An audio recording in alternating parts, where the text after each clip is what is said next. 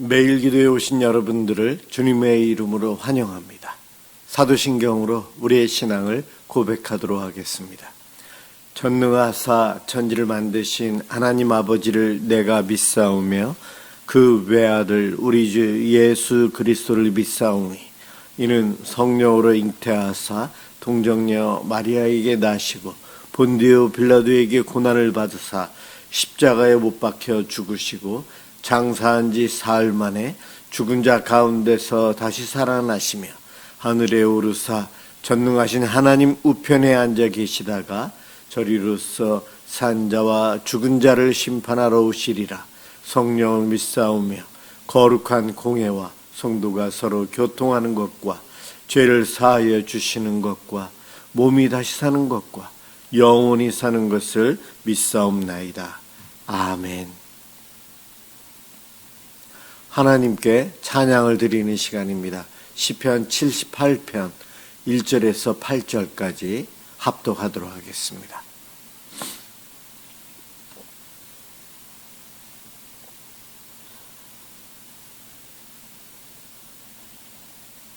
시편 78편 1절에서 8절입니다. 1절부터 시작합니다. 내 백성이여 내 율법을 들으며 내 입의 말에 귀를 기울일지어다. 내가 입을 열어 비유로 말하며 예로부터 감추어졌던 것을 드러내려 하니 이는 우리가 들어서 아는 바요 우리의 조상들이 우리에게 전한 바라. 우리가 이를 그들의 자손에게 숨기지 아니하고 여호와의 영예와 그의 능력과 그가 행하신 기이한 사적을 후대에 전하리로다. 여호와께서 증거를 야곱에게 세우시며 법도를 이스라엘에게 정하시고 우리 조상들에게 명령하사 그들의 자손에게 알리라 하셨으니 이는 그들로 후대 곧 태어날 자손에게 이를 알게 하고 그들은 일어나 그들의 자손에게 일러서 그들로 그들의 소망을 하나님께 두며 하나님께서 행하신 일을 잊지 아니하고 오직 그의 계명을 지켜서 그들의 조상들 곧 완고하고 패역하여 그들의 마음이 정직하지 못하며 그 심령이 하나님께 충성하지 아니하는 세대와 같이 되지 아니하게 하려 하심이로다. 아멘. 오늘 함께 볼 하나님 말씀 사도행전 2장 22절에서 24절까지입니다.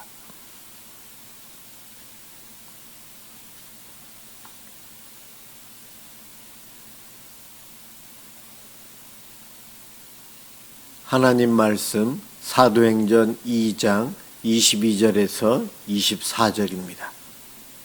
22절부터 제가 봉독하겠습니다. 이스라엘 사람들아 이 말을 들으라. 너희도 아는 바와 같이 하나님께서 나사렛 예수로 큰 권능과 기사와 표적을 너희 가운데서 베푸사 너희 앞에서 그를 증언하셨느니라.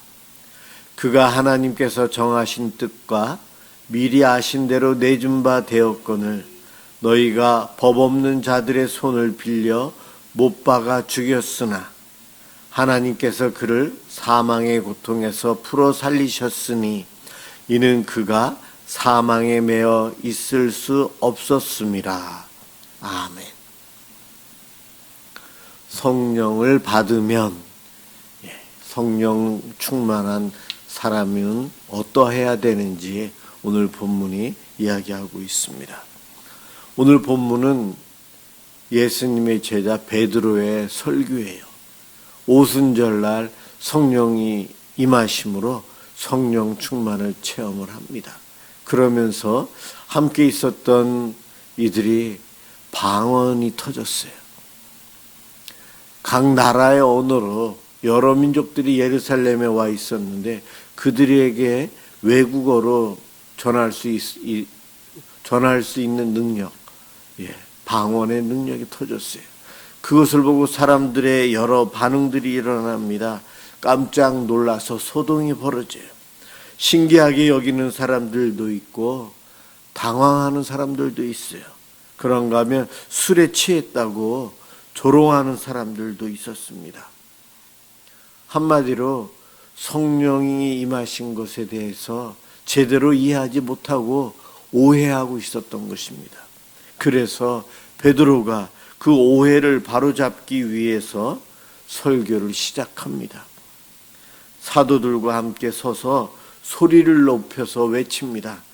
너희들이 보는 것처럼 이 사람들이 다른 언어로 말하는 것은 세술에 취하였기 때문이 아니다. 하나님께서 요엘 선지자에게 예언하신 말씀이 드디어 이루어진 것이다. 베드로는 요엘서에 성령이 임하시면 일어날 일에 대한 예언의 성경 구절을 가져다가 오늘의 이 오순절날 성령 충만을 체험하는 초대교회 성도들의 모습을 적용해서 해석을 해서 전합니다. 너희들이 비웃는 것처럼 술에 취한 것, 지금 아침 9시인데 술 취한 것이 아니다. 이것은 요엘 선지자의 예언의 말씀이 이루어진 사건이다. 그러면서 베드로가 예수님에 대한 이야기를 시작합니다. 오늘 이 본문에서 우리가 잘 기억해야 할 것이 성령 충만을 체험한 베드로와 초대교회 성도들을 보고 세상 사람들의 여러 반응을 보이는데, 베드로의 설교 내용은 성령 충만이 무엇인지를 설명하는 것이 아니고 예수님에 대한 이야기를 한다는 거예요. 다시 말해서 성령 충만이란 내 마음속에 성령이 충만했다는 것은 예수님으로 충만했다는 거예요. 그래서 베드로는 예수님에 대한 이야기를, 자기가 알게 된 이야기를 전합니다. 다시 말해서 성령 충만한 사람은 예수님을 다른 차원에서 이해하게 됩니다. 그냥 성인, 옛날에 있었던 위대한 인물, 그 정도가 아니라는 것. 성령 충만한 사람들은 예수님을 바로 이해할 수 있어요. 오늘 그 세 가지를 22절에서 24절까지 이야기하고 있습니다. 22절에 하나님께서 나사렛 예수로 큰 권능과 기사와 표적을 너희 가운데서 베푸사 너희 앞에서 그를 증언하셨느니라. 다른 말로 해서 예수님께서 이 땅에 오셔서 한 일 중에 가장 중요한 일이 무엇이냐, 예수님이 이 땅에 오신 목적이 무엇이냐. 어떤 사람들은 기적을 행한 것입니다. 어떤 사람들은 삶의 모범, 윤리적인 것을 다른 차원으로 가르침을 주시는 능력이 있습니다. 그렇게 이야기하는 사람들이 있었어요. 그런데 베드로는 오늘 본문 22절 끝에 보면 하나님께서 예수님을 이 세상에 보내신 것은 예수님을 증언하기 위함이다. 예수님이 이 땅에 오셔서 내가 메시아다, 내가 하나님과 같은 존재이다, 너희를 구원할 자이다. 예수님에 대한 수많은 예언이 있는데 그것을 이루시는 분이 바로 예수님이심을 증언한다는 거예요. 만약에 예수님께서 이 땅에 병자들을 고치러 오시는 것이 목적이었다면 지구상에 있는 많은 병자들을 고치러 다니셨어야 할 겁니다. 그러나 우리 예수님은 병 고치는 능력이 있으시지만 아주 소극적으로 예수님에게 찾아오는 사람들을 고치시는 그 정도까지만 하셨어요. 예수님께서 윤리적으로, 도덕적으로 훌륭한 가르침을 주시기 위해서 이 땅에 오셨다면 윤리와 도덕에 대한 방대한 책을 써서 많은 사람들에게 읽히도록 하셨어야 할 겁니다. 그러나 우리 예수님께서 윤리적이고 도덕적인 것 거의 말씀 안 하시고 조금 말씀하셨는데 그 내용은 구약에 있는 율법, 구약 성경을 재해석을 하는 과정에서 나온 내용들이에요. 우리 예수님 이 땅에 왜 오셨는지, 오직 예수님이 하나님이시라는 사실을 증언하기 위해서 오셨다는 거예요. 그것이 베드로가 설교한 첫 번째 성령 충만한 상태에서 그가 전한 것 바로 그 내용입니다. 예수님은 하나님이심을 증언했다. 삶을 통해서 보이셨다. 증명하셨다는 거예요. 그것을 알리는 성령 충만의 모습이 방언, 다른 언어로 말하는 현상을 통해서 예수님이 메시아이셨구나. 그것을 알게 했다는 거예요. 두 번째로는 23절에 예수님의 죽으심에 대해서 이해도가 높아졌어요.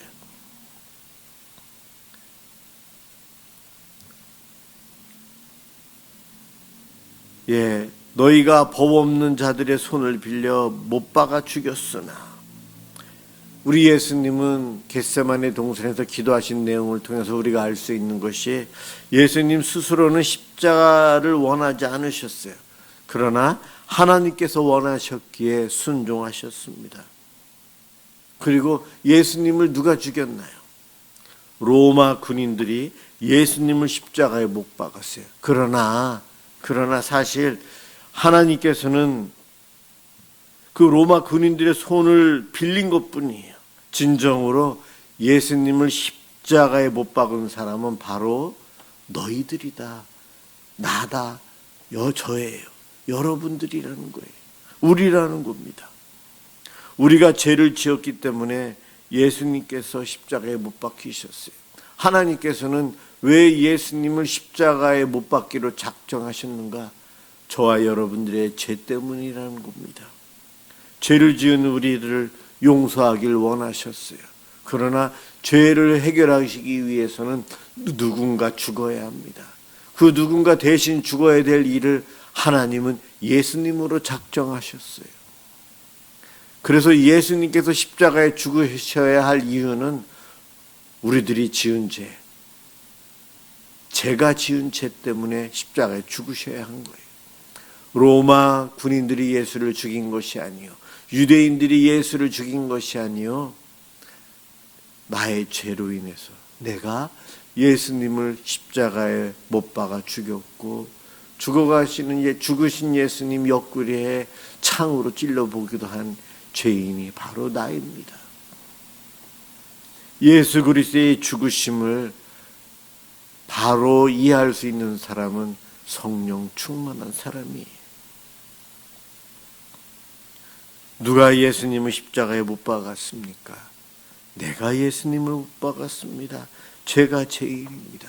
제가 또 죄를 지어서 예수님을 다시금 십자가에 못 박고 있습니다. 용서해 주세요. 이러한 기도를 할 수 있는 사람은 성령의 사람들이에요. 성령이 내주하고 있지 않은 사람은 이런 기도 절대 할 수 없습니다. 오직 성령의 충만함, 성령의 세례를 받은 우리만이 예수님의 죽음을 바로 이해할 수 있어요.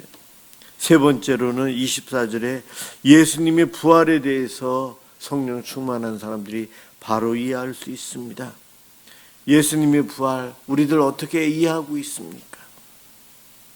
예수님께서 어떻게 부활하셨습니까? 예수님께서 부활하신 것은 하나님께서 사망의 고통에서 풀어주셨기 때문이에요. 왜냐하면 예수님은 사망에 매여 있을 분이 아니셨기 때문에 하나님은 예수님을 사망에서 부활시키셨어요. 죄가 없는 분이셨거든요. 예수님은 죄가 없는 선하신 분이셨고 창조주 신이셨어요. 예수님께서 요한복음 11장 25, 26절에 이러한 약속을 우리에게 주셨어요. 예수께서 이르시되 나는 부활이요 생명이니 나를 믿는 자는 죽어도 살겠고 무릇 살아서 나를 믿는 자는 영원히 죽지 아니하리니 이것을 내가 믿느냐. 우리 예수님, 나를 믿는 자는 죽어도 살겠고 또 영원히 죽지 아니하리라 약속해 주셨어요. 하나님은 이러한 말씀을 하신 예수님을 죽음의 권세로부터 부활시키셨어요.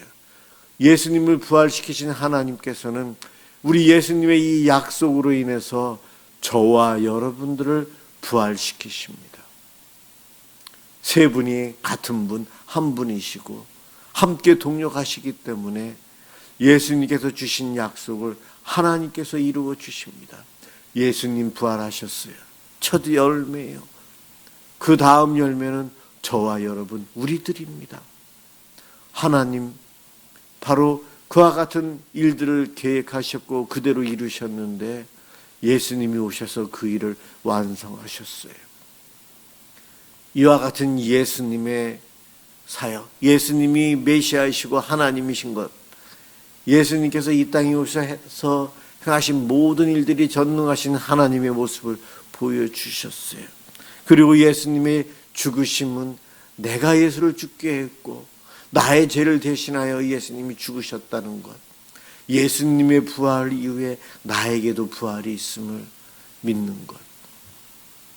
이와 같은 믿음이 있는 사람은 어떠한 사람인가?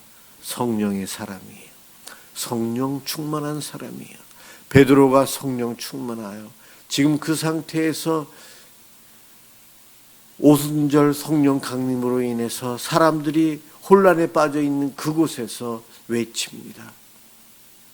성령 충만은 이것입니다라고 장황하게 설명하고 증명하는 것이 아니고 성령 충만하기에 예수님을 바로 전하고 바로 이해시키려고 합니다. 베드로의 이 설교 내용이 그대로 성령님을 통해 우리에게 적용이 되었고 우리는 그래서 지금 예수를 믿으면서 날마다 내가 예수를 십자가에 못 박으며 죄를 짓고 있는 것에 대해서 회개하며 살아갑니다. 우리 예수님, 우리 하나님은 전능하신 신이시오 메시아이시오 창조주이시기에 나의 도움, 나를 위한 내가 의지할 수 있는 분은 그분밖에 없다는 고백을 하게 됩니다.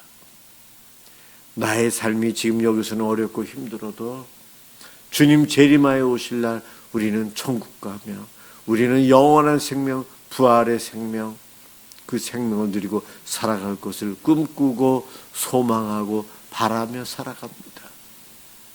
이와 같은 깨달음, 믿음, 확신, 소망이 있게 해주신 것이 바로 성령 충만의 사건이에요. 성령님이 나에게 임하시면 바로 이와 같은 깨달음과 믿음과 확신과 소망이 생깁니다. 이것이 있는 분들은 오늘 감사 기도하십시오. 또한 이와 같은 믿음, 이와 같은 은혜가 우리 가족들에게, 우리 교회 성도들에게도 있기를 위해서 함께 중보 기도했으면 좋겠습니다. 주님의 은혜가 참 큽니다. 성령님이 안 계시면 우리는 이 땅에서 믿음을 유지할 수가 없어요. 예수님도 안 계시는데요. 그러나 성령님을 통해 예수님이 내 마음에 계시면서 이렇게 역사하여 주심으로 우리는 내가 믿는 예수를 바로 알고 바로 믿고 바로 소망하고 동력하며 동행하며 삽니다. 그것이 바로 성령 충만한 자의 삶이에요. 저와 여러분이 늘 이 성령 충만을 간구하고 바라며 성령 충만한 가운데 살아가시게 주님의 이름으로 축원합니다. 기도하겠습니다. 사랑의 주님 감사합니다. 오늘도 저희들에게 기도할 수 있는 이 복된 시간을 주시니 고맙습니다. 성령 충만함, 성령님께서 내 안에 내주하고 계시고 우리들 믿음의 성도들 사이에 함께 하시면서 우리를 깨닫게 해주시고 도우시고 확신을 주시니 감사합니다. 나를 구원하신 예수님을, 내가 믿고 의지하는 예수님을, 내가 소망하는 이 예수님을 바로 알고 바로 이해하고 바로 믿고 살아갈 수 있도록 성령님 도와주옵소서. 감사합니다. 예수 그리스도의 이름으로 기도드립니다. 아멘. 주기도문 하도록 하겠습니다. 하늘에 계신 우리 아버지여, 이름이 거룩히 여김을 받으시오며 나라가 임하시오며 뜻이 하늘에서 이루어진 것 같이 땅에서도 이루어지이다.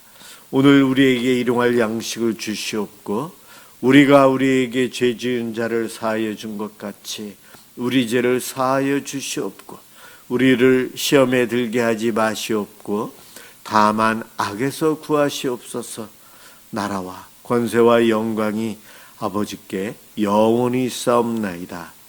아멘. 네, 오늘은 우리 교회 미사감설 은혜의 교회 우리 성도들 각 가정을 위해서 함께 기도하겠습니다.